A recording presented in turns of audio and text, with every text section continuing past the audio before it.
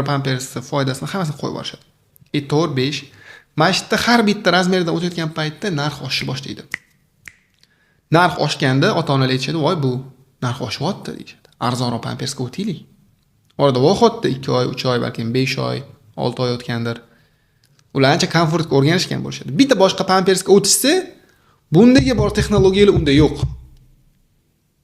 Bitta arzonroq brendga o'tishdi, misol uchun aytaylik 2000 so'mlik, 1,5 ming so'mlik arzon pampersga o'tishdi yoki 5000 so'mligi o'tishgan paytda qarasa adilga berishyapti.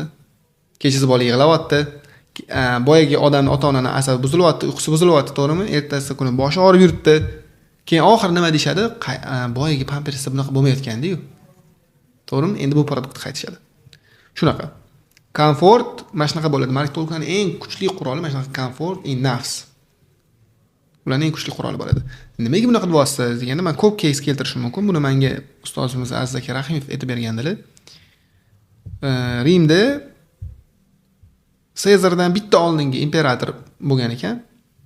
Unda u odam imperator betonning ustida uxlab, qotgan non bilan suv ichib yurar ekan.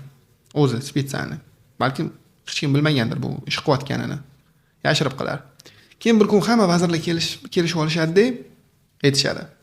Qarshi keladi. U bizga qo'l qo'yib beradi, pechat urib beradi. Biz g'azna